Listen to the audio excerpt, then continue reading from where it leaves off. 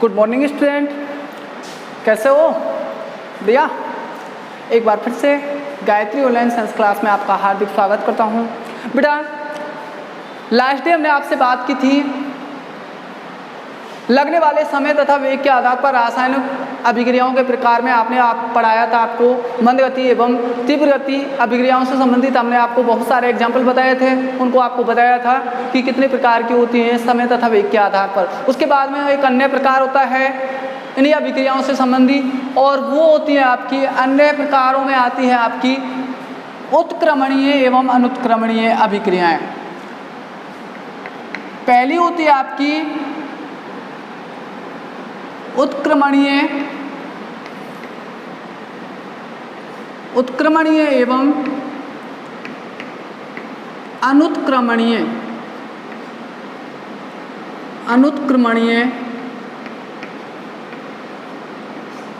अभिक्रियाएं। उत्क्रमणीय एवं अनुत्क्रमणीय अभिक्रियाएं। देखो बेटा, उत्क्रमणीय और अनुत्क्रमणीय नाम से मालूम हो जाना चाहिए आपको। उत्क्रमणीय का मतलब उत्क्रमित किया जा सकता है, दोबारा से प्राप्त किया जा सकता है, और अनुत्क्रमणीय जिनको अर्थात उत्क्रमित नहीं किया जा सकता है। तो ऐसी अभिक्रियाएं जिनको दोबारा से बनाए, अर्थात ऐसे पदार्थ जिनको दोबारा से प्राप्त किया जा सकता है। आपने भौतिक परिवर्तन पढ़ा होगा जिसमें पदार्थ को पुनः उसी पदार्थ को क्या कर लिया जाता था, प्राप्त कर लिया जाता था। तो वो उत्क्रमणीय अभिक्रियाएं मैंने बताया कि जो भौतिक परिवर्तन होता है वो कैसा होता है, उत्क्रमणीय होता है, उसी पदार्थ को पुनः प्राप्त कर लिया जाता है। जबकि अनुत्क्रमणीय अभिक्रियाओं में दोबारा से उसी पदार्थ को प्राप्त नहीं किया जा सकता है। ये केवल एक दिशा में चलती हैं, ये दोनों दिशाओं में चलती हैं। ये अंतर भी इसमें निकल के आ जाते हैं जो आपको भौतिक एवं रासायनिक परिवर्तन में आपने पढ़े थे। वही अंतर आपको उत्क्रमणीय और अनुत्क्रमणीय में क्या होते हैं, लिखने होते हैं। तो ध्यान रखना है बेटा कि उत्क्रमणीय अभिक्रियाएं क्या होती हैं। तो देखो बेटा, सबसे पहले हम बात करते हैं उत्क्रमणीय अभिक्रियाओं से। उत्क्रमणीय अभिक्रियाएं, पहली अभिक्रिया है आपकी उत्क्रमणीय अभिक्रिया। देखो बेटा, इसकी क्या डेफिनेशन होगी, तो ऐसी अभिक्रिया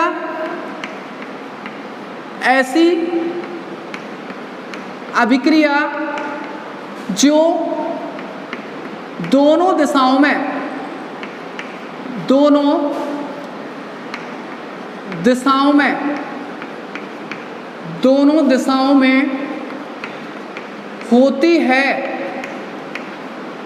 होती है उसे उत्क्रमणीय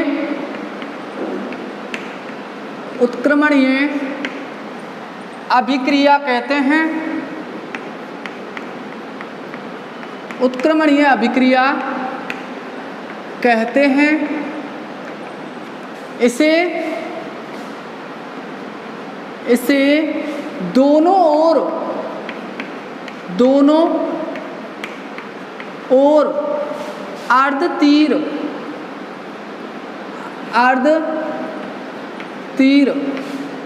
ये वाला तीर, अर्धतीर, आधा इधर आधा इधर, अर्धतीर का निशान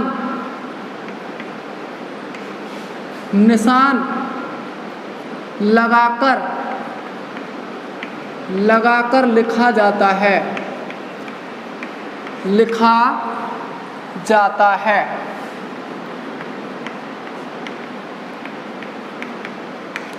बेटा ऐसी अभिक्रिया जो दोनों दिशाओं में होती है, अर्थात जिसके अंदर क्या होता है, भौतिक परिवर्तन प्रदर्शित करती है, तो ऐसी अभिक्रिया आपकी क्या कहलाती है, उत्क्रमणीय अभिक्रिया कहलाती है। तो बेटा इसमें आपको ध्यान रखना होगा उत्क्रमणीय अभिक्रियाओं के लिए मुख्य बिंदु कौन कौन से होते हैं। आप इनको अंतर के रूप में भी लिख सकते हैं। देखो बेटा, इसके अंदर पहला जो मुख्य रूप से बिंदु होता है वो आपको मिलता है कि इन अभिक्रियाओं में कभी भी अभिकारकों की मात्रा क्या नहीं होगी, शून्य नहीं होती है। अर्थात पहला पॉइंट यदि हम देखें तो इन अभिक्रियाओं अभिक्रियाओं में अभिकारकों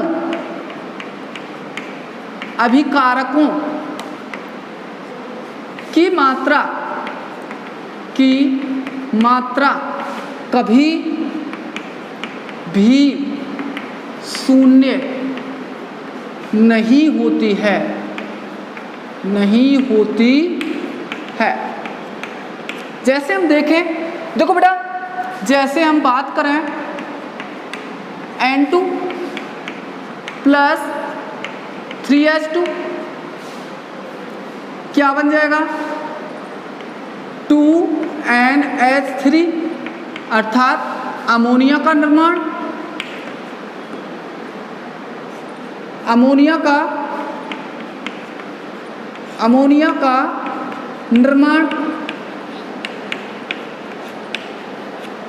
का निर्माण किस प्रकार की अभिक्रिया होती है, ध्यान रखना है, उत्क्रमणीय अभिक्रिया होती है। इसके अंदर ये क्या है, आपके अभिकारक हैं, क्या हैं, अभिकारक हैं।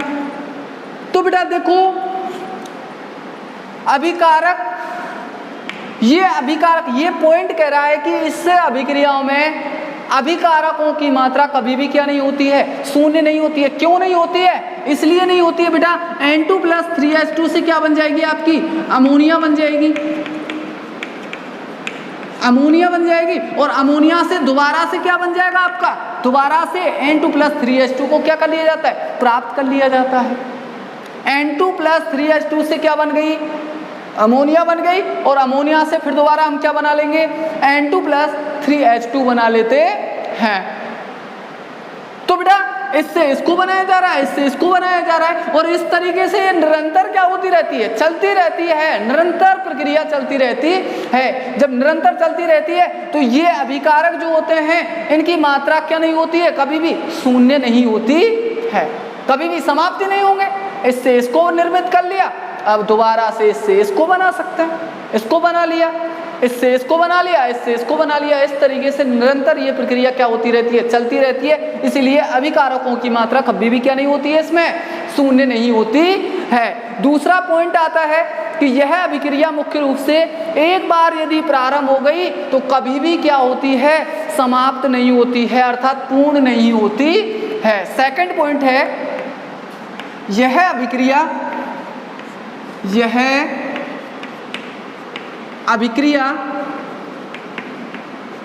एक बार प्रारंभ होने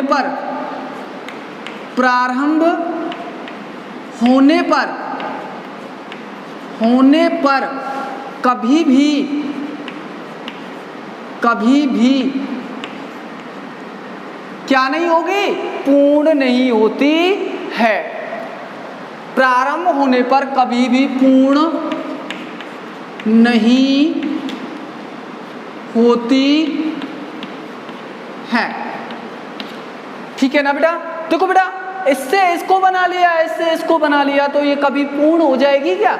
नहीं। एक बार यदि अभिक्रिया प्रारंभ हो गई तो वो कभी भी क्या नहीं होती है, पूर्ण नहीं होती है। कौन सी अभिक्रिया की बात कर रहे हैं? उत्क्रमणीय अभिक्रियाओं की बात कर रहे हैं। तीसरा यदि पॉइंट देखें तो यदि इस अभिक्रिया में गैसों का निर्माण हो रहा है, तीसरा, यदि इन अभिक्रियाओं में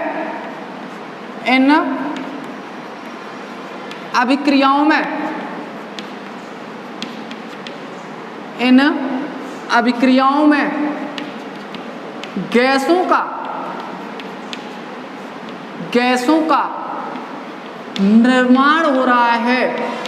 निर्माण हो रहा है तो वह अभिक्रिया बंद पात्र में कराई जाती है। तो ध्यान रखना, यदि इन अभिक्रियाओं के दौरान किसका, गैस का, ये अमोनिया क्या है, गैस है, अमोनिया क्या चीज़ है? गैस है। तो ये अमोनिया का निर्माण बंद पात्र में कराई जाएगी। ये अभिक्रिया, ये अभिक्रिया किस में कराई जाती है? बंद पात्र में कराई जाती है, क्योंकि तीनों चीजें क्या हैं? गैस है। ये नाइट्रोजन गैस है, ये हाइड्रोजन गैस है और ये कौन सी है? अमोनिया गैस है। यदि हम इससे इनको प्राप्त करेंगे, अमोनिया को प्राप्त करेंगे तो भी बंद पात्र में कराई जाएगी, और यदि अमोनिया से हम इनको प्राप्त करेंगे तब भी ये क्या कराई जाएगी? बंद पात्र के अंदर कराई जाती हैं। तो ध्यान रखना, यदि इन अभिक्रियाओं में किसका निर्माण हो रहा है? गैसों का निर्माण हो रहा है, तो ये अभिक्रियाएं किसके अंदर कराई जाती हैं? किसी भी बंद पात्र के अंदर कराई जाती हैं। उसके साथ साथ में हम चौथा देखें, एक इसका एग्जाम्पल रूप मान सकते हैं हम उसको, जैसे रक्त में हीमोग्लोबिन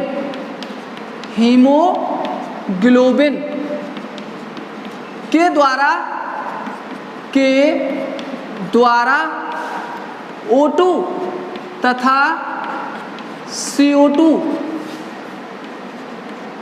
का परिवहन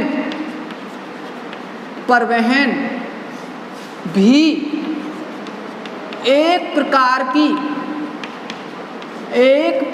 की जैव रासायनिक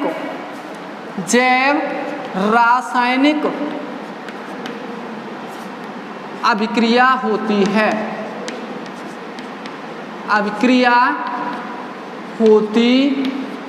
है।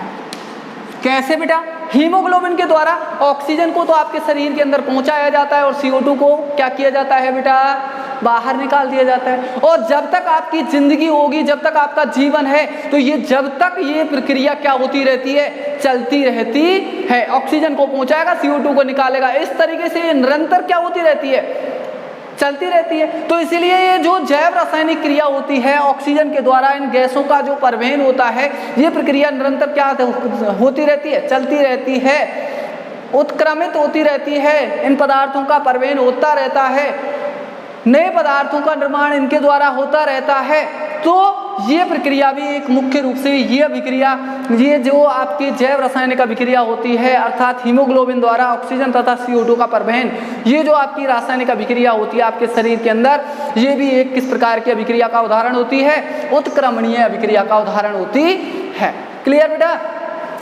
आप इसको एग्जाम्पल के रूप में आप इसको दे सकते हैं आसान से, सीधा सा आपको सरल सा एग्जाम्पल मैंने आपको बता दिया है। N2 + 3H2 क्या बना देंगे आप? 2NH3 बना सकते हैं। अब यदि हम देखें तो देखो बेटा, हम उत्क्रमणीय अभिक्रियाओं को मुख्य रूप से दो भागों में डिवाइड कर सकते हैं। अब दो भाग कौन कौन से हो सकते हैं आपको मालूम हो गया होगा। एक तो भैया हम कह सकते हैं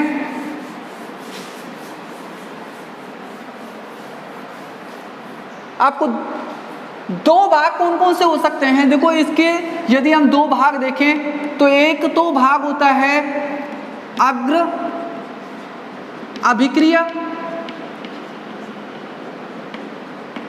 अग्र अभिक्रिया का मतलब आगे की ओर होने वाली अभिक्रिया, अर्थात जैसे हम बात करें तो N2 + 3H2 क्या बन गया? आगे की ओर हो रही है तो 2NH3। एक बार तो इसको बता दिया, N2 + 3H2 से क्या बना लिया आपने? अमोनिया बना लिया, अमोनिया प्राप्त कर लिया। तो ये अमोनिया केवल एक दिशा में हो रही है, आगे की ओर हो रही है, तो इसलिए इस अभिक्रिया को क्या कहा है आपने? अग्र अभिक्रिया कहा है। अब हम इससे इसको बनाएंगे तो दूसरा प्रकार क्या हो जाएगा बेटा? प्रतीप या इसी को हम बोल देते हैं पश्च अभिक्रिया, पश्च अभिक्रिया। अब क्या हो जाएगा? 2NH3 से क्या बना लिया बेटा? क्या बन जाएगा? N2 + 3H2 बन जाएगा। तो इसको बना लिया, तो ये पीछे से आगे की तरफ चल रही है, तो इसीलिए इसे क्या कहा जाता है? प्रतीप अभिक्रिया कहा जाता है। तो ध्यान रखना है, उत्क्रमणीय अभिक्रियाएं मुख्य रूप से कितने प्रकार की होती हैं? दो प्रकार की हो सकती हैं। इसे हम दो भागों में मुख्य रूप से बांट सकते हैं, एक अग्र अभिक्रिया और एक होती है प्रतीप अभिक्रिया। और दोनों के अंदर किसका निर्माण हो रहा है? दोनों के अंदर गैसों का निर्माण हो रहा है। यहाँ पर नाइट्रोजन और हाइड्रोजन गैस बन रही है और यहाँ पर अमोनिया गैस बन रही है। तो दोनों अभिक्रियाओं में किसका निर्माण हो रहा है? गैस का निर्माण हो रहा है। क्या बन रही है? गैस बन रही है। इसलिए ये अभिक्रियाएं मुख्य रूप से कैसे पात्र में होंगी? बंद पात्र में ये अभिक्रिया संपन्न होगी। क्लियर? बंद पात्र के अंदर ये अभिक्रियाएं क्या होती है? संपन्न होती हैं। क्लियर बेटा? उसके बाद में हम सेकंड नंबर बात करें बेटा, दूसरी आपकी अभिक्रिया आती है अनुत्क्रमणीय अभिक्रिया। अनुत्क्रमणीय अभिक्रिया, देखो बेटा, अनुत्क्रमणीय अभिक्रिया क्या होगी? आप पढ़ भी चुके हैं अनुत्क्रमणीय अभिक्रिया, जिनको पुनः क्या नहीं किया जा सकता है? उत्क्रमित नहीं किया जा सकता है। तो वो अभिक्रिया क्या होगी आपकी? अनुत्क्रमणीय अभिक्रिया होगी। तो दूसरी अभिक्रिया कौन सी है अपनी?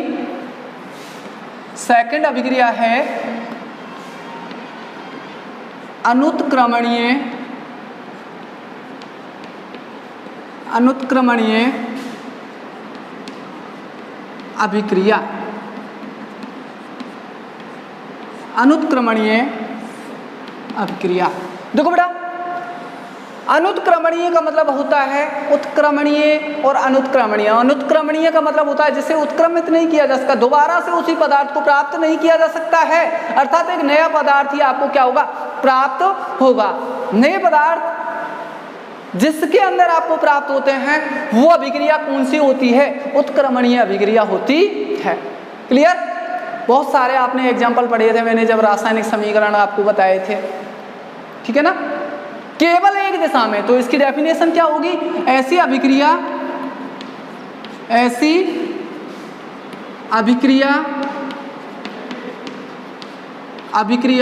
जो केवल एक दिशा में, एक ही दिशा में होती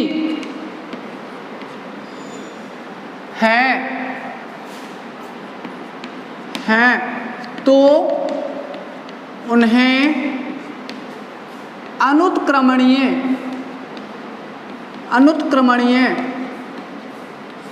अभिक्रियाएं कहते हैं। अनुत्क्रमणीय अभिक्रिया कहते हैं। देखो बेटा, अनुत्क्रमणीय अभिक्रियाएं आपके लिए मुख्य रूप से सबसे पहले इम्पोर्टेंट जो आपका उदाहरण आता है वो आता है, और मोस्टली ये ज़्यादातर पूछा जाता है, बहुत ज़्यादा इम्पोर्टेंट है। जैसे मैथेन का दहन, मैथेन का दहन, मैथेन का दहन किस प्रकार की अभिक्रिया होती है? अनुत्क्रमणीय अभिक्रिया का क्या होता है? उदाहरण होता है। इंपॉर्टेंट है, आपसे कैसे प्रश्न पूछा जाएगा? मैथेन के दहन का रासायनिक समीकरण देते हुए अभिक्रिया का नाम बताइए। तो मैथेन के दहन का रासायनिक समीकरण आपको मैं अभी बताता हूँ, और ये किस प्रकार की अभिक्रिया है? अनुत्क्रमणीय अभिक्रिया का क्या होता है? उदाहरण होता है। तो मैथेन का अणुसूत्र क्या होता है? CH4। क्या हो रहा है? दहन हो रहा है। तो आपको आंख बंद करके दहन आ रहा है, तो सबसे पहले इसमें दो ही चीज़ हैं आपको दिखाई दे रही है, एक तो कार्बन है, ऑक्सीजन है, तो CO2 बनेगा, और साथ में क्या बन जाएगा? H2O बन जाएगा। क्या बन जाएगा? H2O बन जाएगा। समीकरण संतुलित करके देख लो, यहाँ पर देखो ऑक्सीजन, यहाँ पर हाइड्रोजन, देखो हाइड्रोजन यहाँ 4 हैं, यहाँ पे कितनी हैं? 2। तो यहाँ पर हाइड्रोजन को आपने क्या कर दिया? संतुलित किया, तो 4 हो गई। उधर ऑक्सीजन की संख्या कितनी हो गई? 2 और 2 4। यहाँ पर क्या लगा दिया? 2 लगा दिया, तो ऑक्सीजन की संख्या भी क्या हो गई? 4 हो गई। तो ये आपके मैथेन का दहन का क्या है? रासायनिक समीकरण होता है। ये मैथेन के दहन का रासायनिक समीकरण बहुत ज़्यादा इंपॉर्टेंट होता है, ये आपको बिल्कुल ध्यान रखना है। और किस प्रकार की अभिक्रिया है ये? अनुत्क्रमणीय अभिक्रिया का उदाहरण होता है। उसी प्रकार से यदि हम और एग्जाम्पल देखें तो कार्बन का दहन, या हम इसी को पढ़ चुके हैं संयोजन अभिक्रियाओं में, कार्बन का दहन या लकड़ी या कोयला या ग्रेफाइट का दहन किस प्रकार की अभिक्रिया होती है बेटा? अनुत्क्रमणीय अभिक्रिया होती है। तो C+O2 क्या बन जाएगा? CO2। क्या बन जाएगा? CO2। अर्थात अनुत्क्रमणीय अभिक्रियाएं केवल एक ही दिशा में होती हैं, दोबारा से इनके द्वारा इनको प्राप्त नहीं किया जा सकता है। बताओ मीथेन प्राप्त कर लोगे क्या दोबारा से CO2 प्लस H2O? इससे दोबारा से इस चीज को बना सकते हो क्या? नहीं बन पाएगा। इस CO2 है ये तो वायुमंडल में उड़ गई, इस CO2 से दोबारा से इस लकड़ी को या कार्बन को प्राप्त कर सकते हो क्या? नहीं प्राप्त कर सकते। अर्थात एक इनके अंदर आपको नए पदार्थ का निर्माण होता है। किसके अंदर? अनुत्क्रमणीय अभिक्रियाओं में आपको नए पदार्थ का क्या होता है? निर्माण होता है। जैसे आपने रासायनिक परिवर्तन के अंदर पढ़ा होगा कि ये रासायनिक परिवर्तन के अंदर आपको एक नए पदार्थ का निर्माण होता है, इसी प्रकार से अनुत्क्रमणीय अभिक्रियाओं में भी किसका निर्माण होता है? एक नए पदार्थ का निर्माण होता है, दोबारा से उसी पदार्थ को प्राप्त नहीं किया जा सकता है। ये आपको ध्यान रखना होता है। इसके लिए एक कि इन अभिक्रियाओं में धीरे धीरे अभिकारकों की जो सांद्रता होती है वो क्या हो जाती है? बहुत कम हो जाती है। अर्थात देखो बेटा, धीरे धीरे ये जो आपके अभिकारक होते हैं इनकी सांद्रता क्या होती जाती है? कम होती जाती है। यदि इनकी सांद्रता कम होगी तो ये क्या होते जाएंगे? बढ़ते जाएंगे। तो इसके लिए आपको एक पॉइंट आपको ध्यान रखना होता है कि इन अभिक्रियाओं में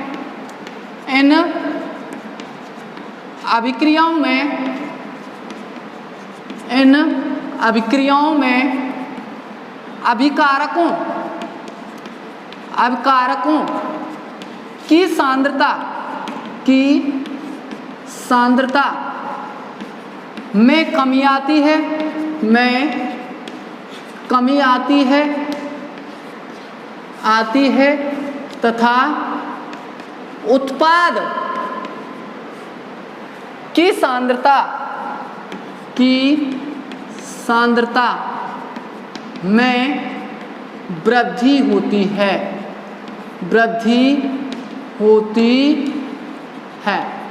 तो बेटा देखो, आपको ध्यान रखने की बात है, लकड़ी है, धीरे धीरे लकड़ी जैसे हम इसको जलाते चलेंगे, जितने जलाते जाएंगे तो लकड़ी क्या होती चलेगी? समाप्त होती चलेगी। तो इसकी सांद्रता, अभिकारक की सांद्रता क्या हो रही है? कम हो रही है। और यदि लकड़ी क्या हो रही है? जलती जा रही है, तो इसकी सांद्रता में तो कमी आ रही है। और CO2 की सांद्रता क्या होती चलेगी? जितना जलाएंगे जितना बढ़ेगी, तो उत्पाद की सांद्रता में क्या होती जाती है? वृद्धि होती जाती है। जबकि उत्क्रमणीय अभिक्रियाओं में ऐसा कुछ भी नहीं होता है। ध्यान रखना है बेटा आपको। तो ये दोनों रिएक्शन आपको ध्यान रखनी है, इंपॉर्टेंट अभिक्रियाएं हैं दोनों की दोनों आपको। और ये किस प्रकार की अभिक्रियाएं होती हैं? अनुत्क्रमणीय अभिक्रियाएं होती हैं। तो आप इनमें अंतर भी लिख सकते हैं। अंतर आपको जो आपको मैंने भौतिक एवं रासायनिक परिवर्तन में अंतर लिखाए थे, वो ही अंतर इनके अंदर आपको देखने को मिलते हैं। ठीक है ना? तो मैं मानता हूं कि ये दोनों अभिक्रिया। तो आज के लिए बस इतना ही। Thank you.